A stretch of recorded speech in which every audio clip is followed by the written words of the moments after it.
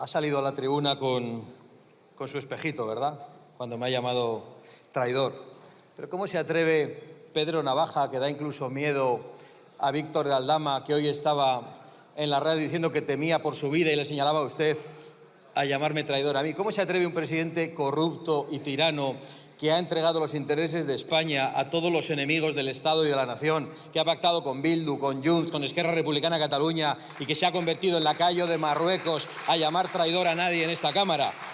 Ha debido ser que ha salido con el espejito proverbial y tan conocido y ha empezado a hablar del mismo. Habla de bulos, de mentiras permanentemente. Yo creo que nadie ha perpetrado tantos bulos como usted en esta Cámara. Usted es el presidente bulero. Para empezar, ha hablado aquí como si estuviéramos en el gobierno de la Comunidad Valenciana. Y no estamos, cosa que usted sabe, pero es que además usted sabe que cuando teníamos la responsabilidad de Interior y de Emergencias, lo que hicimos ante una alerta de Dana, precisamente en el mes de septiembre del año 2023, fue avisar a todos los ciudadanos por un sistema de mensajería directa y coordinar la respuesta de toda la comunidad. Y además habríamos hecho otra cosa que no ha hecho el presidente Mazón, es señalar su responsabilidad y exigirle que interviniera inmediatamente. No como el presidente Mazón, que además cometió el error, yo creo que fue el único valenciano que no se dio cuenta de saber quién era usted cuando le recibió y le dio las gracias por acudir tan rápidamente. Y entonces usted se permitió hacer el cálculo político y dejar de ayudar y ralentizar la ayuda y hacer que los militares tardaran en llegar y rechazar la ayuda internacional y criminalizar la de los voluntarios. Eso es lo que habría pasado si vos estuviera en el gobierno, que habríamos señalado su responsabilidad desde el segundo primero. Han venido aquí a vociferar de nuevo con lo del cambio climático, mata, el negacionismo mata. Claro que mata el clima, ya lo hemos visto. Pero por mucho que griten, ustedes no pueden ocultar la verdad. Mire, traigo aquí un libro de 1795, Observaciones sobre Historia Natural, Geografía y Agricultura del Reino de Valencia, del botánico Cabanilles, que ya explicaba lo que pasaba en el Barranco del Pollo. A usted le hace mucha gracia que muera la gente, pero ya pasaba en 1775. Auténticas catástrofes, muertos esparcidos por todo el valle, en el Barranco del Pollo, que ustedes no han querido arreglar, que no han querido cuidar, ni la presa de Cheste. Entonces la pregunta a la que tiene que contestar usted es cómo va a solucionar esto que pasa, sigue pasando y va a seguir pasando. ¿Van a cambiar por el coche eléctrico? ¿Menos emisiones de CO2? ¿Y entonces los valencianos ya están a salvo? ¿O van a hacer las infraestructuras, las presas necesarias en el Barranco del Pollo y en Cheste para que nadie más vuelva a morir en Valencia? ¿Qué van a hacer? Diga sí o no. Es muy sencillo, que usted nunca contesta a nada. ¿Puede decirnos si va a aprobar la construcción de esas presas? Estaría bien, sería una buena noticia. Quizás sea lo único que le podamos aplaudir en esta legislatura. Mire, hay algo que le define a usted y a su gobierno. En lo que de verdad se han empeñado es en actuar contra los ciudadanos desesperados que estaban solos en el barro. Y lo ha demostrado usted enviando a un equipo de élite de la Guardia Civil ante una conspiración ultraderechista en Paiporta, de gente desesperada que lo había perdido todo, de gente que había actuado heroicamente esa noche. Y luego han mandado a la ministra Margarita Robles a broncar a la gente que lo ha perdido todo, sin ninguna sensibilidad. En fin, viene aquí a decir además que no le hemos apoyado y que, claro, que si no apoyamos su decreto, que Valencia no se puede recuperar. ¿Sabes por qué no apoyamos su decreto? Porque no es un decreto de ayudas, es un decreto de engaños, es un decreto de préstamos que tienen que devolver, es un decreto de aplazamientos fiscales. Y nosotros decimos que hacen falta ayudas directas, no préstamos, y hacen falta exoneraciones fiscales. Eso es lo que dice Vox frente a lo que dice el PSOE. Y por lo tanto no le apoyamos porque nos parece insuficiente, y nos parece que engaña a los ciudadanos, y nos parece que ya le conocemos porque sabemos lo que ha pasado en otras catástrofes y aún hay canarios viviendo en barracones. Claro, no debe haber dinero, pero el ministerio de la comisaria Rivera tenía 3.100 millones de remanente. ¿Por qué no estaban ayer en Valencia? Hay mucho dinero que se puede enviar directamente a los afectados, pero parece que ustedes no quieren. En cambio, 400 millones de euros de todos los españoles para el Banco Mundial, 118 millones para Marruecos para vigilar las fronteras, pídanle que lo devuelvan porque está claro que no lo han hecho, 600.000 euros para proyectos hidráulicos en Marruecos, 15 millones para una ONG de una actriz que declara que usted es un campeón feminista, a pesar de que suelta violadores, 319 millones para la atención de la inmigración ilegal en 2025, 16 millones de euros para mantener a los inmigrantes ilegales en Canarias. Los españoles, los últimos. ¿Traidor? El traidor se sienta en ese escaño, señor Sánchez. Le tengo que responder porque dice que subo aquí muy cabreado, pero es usted el que está muy agresivo, tanto que da miedo a su comisionista de cabecera. Señor Sánchez, yo creo que usted y su gobierno acabarán en el banquillo y cada día que permanezca atrincherado es un día que servirá para pedirle explicaciones.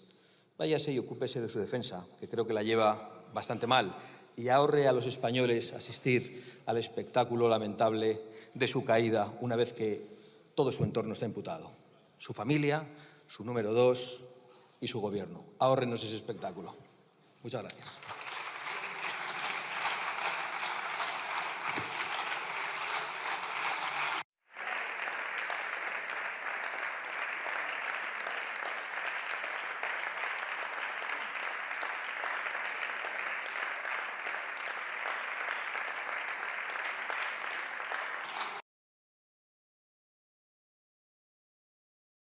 Gracias, señor Núñez Feijóo. Por el Grupo Parlamentario Vox tiene la palabra el señor Abascal Conde por un tiempo de 15 minutos, cuando quiera.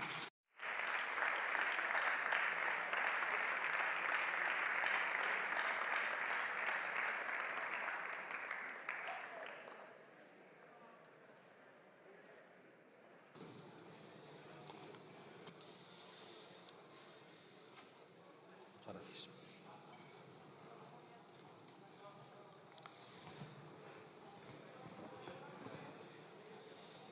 En nuestra memoria, las 122 personas fallecidas, las 5 personas desaparecidas y las miles de familias destrozadas. Se han perdido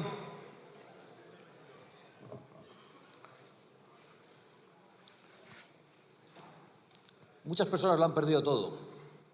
Decenas de miles de damnificados que han perdido su casa, sus negocios, sus vehículos. Y todos ellos abandonados durante días y días por un Estado autonómico fallido, presidido por Pedro Sánchez. No se invirtió para evitar la catástrofe. Incluso se desecharon las obras previstas que la habrían evitado por razones ideológicas. No fueron alertados a tiempo de la tragedia, que se alejaran de los cauces.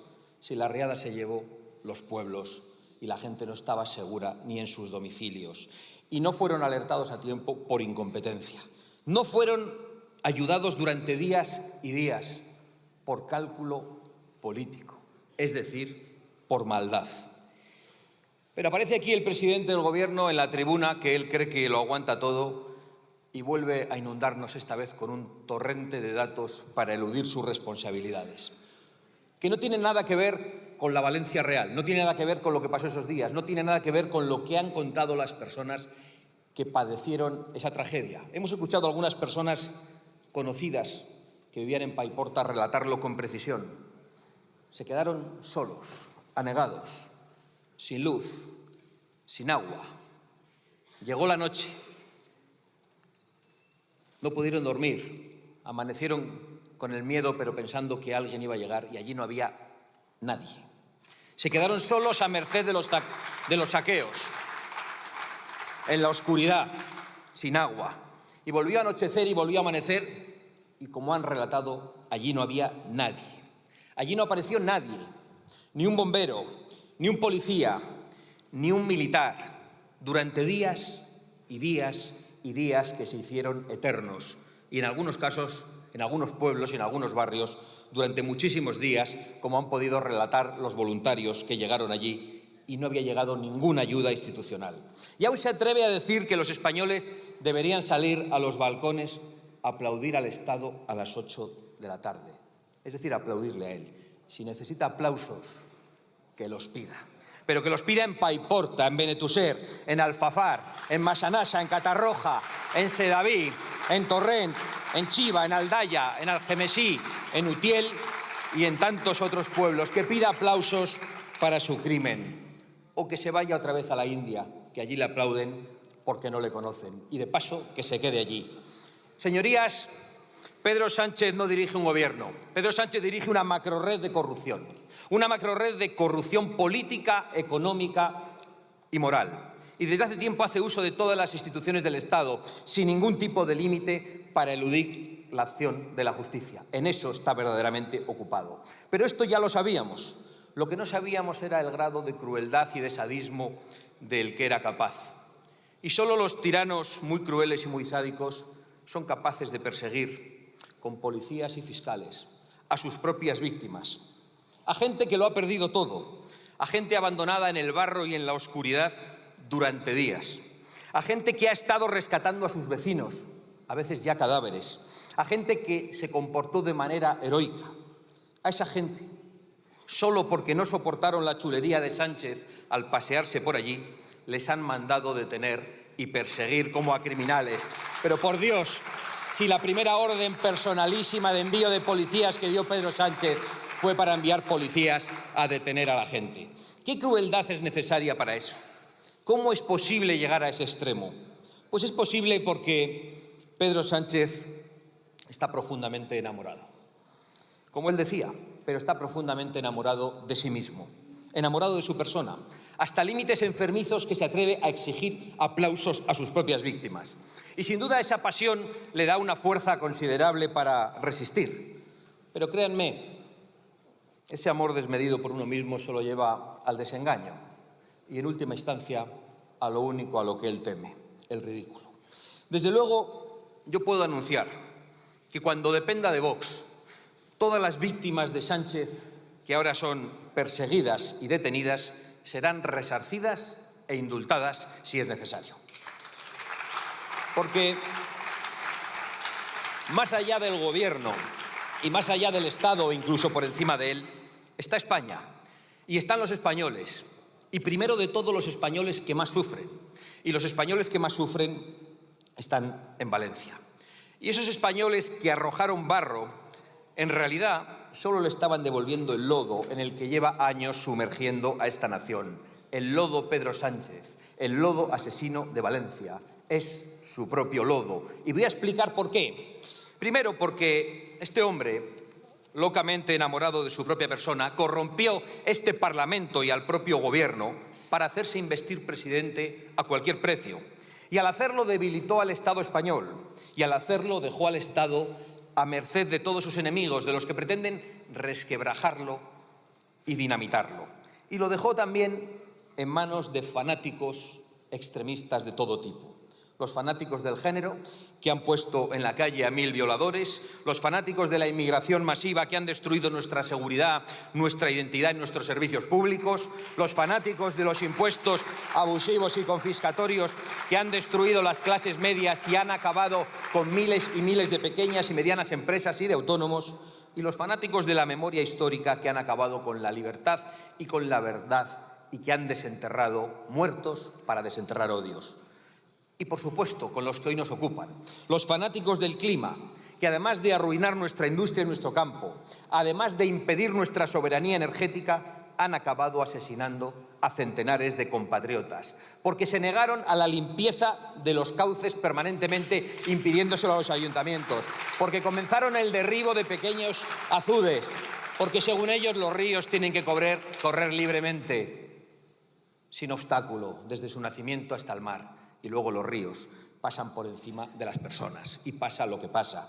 Y porque se negaron a la construcción de infraestructuras hidráulicas e hídricas previstas y presupuestadas en la zona que ellos echaron atrás y que podían haber impedido esta tragedia. Y solo por eso deberían estar sentados en el banquillo de los acusados.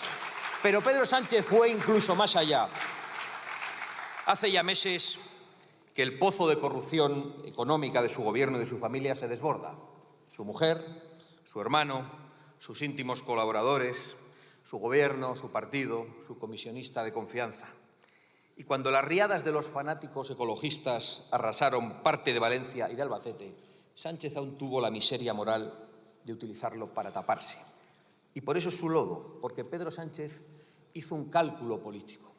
Un cálculo político para, en vez de declarar la emergencia nacional a la que estaba obligado, porque él sabía, y lo ha relatado hoy con precisión, la magnitud y la gravedad de la situación, y para hacer lo que le exigíamos, trató de aprovechar la tragedia que él mismo y sus políticas climáticas han acabado desencadenando. Y lo ha hecho creando un caos de competencias, de burocracias, de excusas y de bulos. Y lo ha hecho por cálculo político para tratar de dañar al adversario político, porque en Valencia no gobierna la Rosa Nostra. De Castilla-La Mancha no ha dicho nada. Ya le había salido bien esta estrategia durante la pandemia y ha tratado de repetirla. Y mientras los valencianos sufrían el abandono y los saqueos, un día y otro día y otro día, y allí no llegaba nadie, por mucho que usted suba a la tribuna para mentir. Ni un policía, ni un bombero, ni un militar. Todos hemos visto cuál fue el primer representante institucional en llegar a algunos puntos de Alfafar. Un representante institucional extranjero que ejerció como voluntario, un bombero francés. Todos hemos visto el debate en la Asamblea Nacional Francesa, donde asombrados dicen que España ha rechazado la ayuda internacional que se le había ofrecido. Todos hemos escuchado al presidente de El Salvador, Nayib Bukele, sorprendido y asombrado de que España rechazase profesionales para ayudar.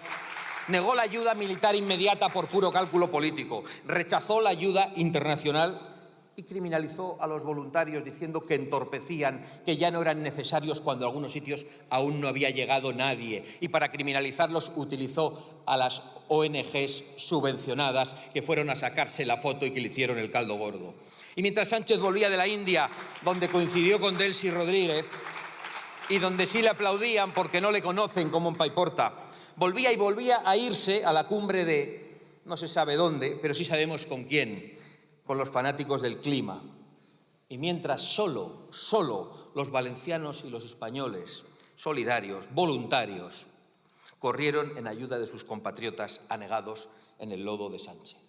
Y por eso los españoles nunca olvidaremos que la única orden que Pedro Sánchez ha dado a las fuerzas de seguridad de una manera personalísima ha sido la de enviar un equipo de élite de la Guardia Civil para detener a las víctimas que se atrevieron a protestar ante su persona, para detener a los desesperados que lo habían perdido todo. Esas son las razones que le hacen culpable del lodo. Pactar con todos los extremismos que han desencadenado la tragedia y promover usted mismo esos extremismos. Y utilizar la tragedia para tapar la cloaca de corruptelas. Dinero y asistencia de empleados públicos para su señora, dinero y puestos públicos para su hermano, sin ir a trabajar, dinero para sus ministros y algo de dinero, supongo, si queda, para el partido. Señorías, Pedro Sánchez, en su búnker, cree que solo es necesario resistir. Nos lo dijo ayer en el acto ujetista del bipartidismo. 3 años y los que quedan, porque el autócrata cree que puede perpetuarse como sus aliados internacionales y como sus admirados bolivarianos. Señor Feijóo, el señor Sánchez es el responsable último de esta tragedia. Y ustedes de momento son responsables de que Pedro Sánchez siga sentado en el banco azul, porque durante estos años se han negado a hacer una oposición de verdad. Porque han pactado con él y con esos pactos le han fortalecido y han facilitado el asalto a las instituciones judiciales y constitucionales que ahora utilizará para resistir y para eludir la cárcel. Porque han pactado todo con el PSOE, el Tribunal Constitucional, el Consejo General del Poder Judicial, el Tribunal de Cuentas, las comisiones del Congreso y del Senado, el reparto de menas y de inseguridad en las comunidades autónomas y el Gobierno de Europa, y ahora se hacen cruces de haber traído también ustedes la catástrofe Teresa Rivera. No nos hicieron caso cuando les dijimos que había que contar en Europa y en el mundo la realidad de la corrupción de Sánchez y de su gobierno. Al revés, se dedicaron a la tarea inútil de hacer desaparecer a Vox, de arrinconarnos por todos los medios y con todos sus medios. Déjenlo ya. Yo les hago un enésimo llamamiento y lo hago por responsabilidad, no por candidez ni por demasiada esperanza. Rompan todos los pactos que mantienen con el Partido Socialista en España y en Europa. Comiencen una oposición a la altura del desafío que padecemos y nosotros les daremos la bienvenida. Porque el caso es, señor Feijóo, que mientras usted se pasea por los mítines de la UGT al son de la Internacional, España sigue sufriendo las consecuencias del tórrido romance de Pedro Sánchez consigo mismo. Porque ese es el verdadero problema de España.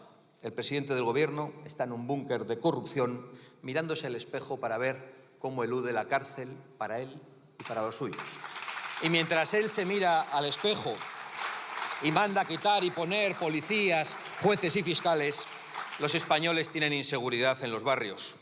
Los jóvenes carecen de vivienda, las mujeres están en peligro, los contribuyentes son saqueados por unos impuestos no solo abusivos, sino confiscatorios. La industria y el campo se empobrece cada día y los servicios públicos se degradan sin remedio. En definitiva, España soporta toneladas de lodo, el lodo criminal de Sánchez y de su gobierno. Nunca lo vamos a olvidar.